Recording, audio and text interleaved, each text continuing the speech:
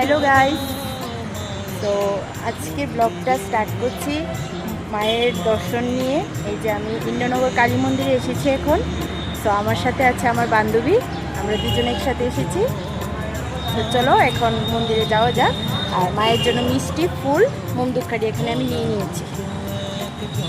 তো ভিডিওটা ছিল 2 দিন আগে, এডিট করার জন্য আমি ছাড়তে পারছিলাম না, তার জন্য এখন আমি ভিডিওটা পোস্ট করলাম। এখন আমি পুরোহিত মশাইয়ের কাছে দিয়ে দিলাম মায়ের জন্য মিষ্টিটা যেটা নিয়ে এসেছি। আর পুরোহিত মশাই আমাকে জিজ্ঞেস করেছিল আমার নামটার গুত্রটা, আর আমি বলে দিয়েছিলাম। পুরোহিত মশাই এখন পুজো দিতে বসে গেছে, আর আমি প্রণাম করে নিলাম এখন মাকে।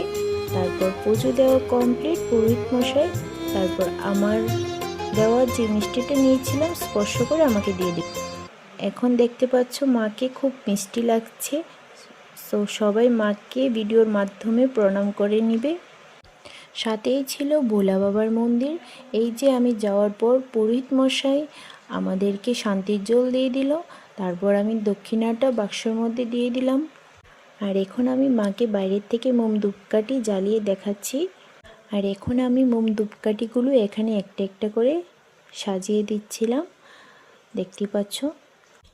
সো আজকের ব্লগটা এতটুকুই। যদি কিছু ভালো লেগে থাকে like, comment, share and subscribe করে দেবে। So tata.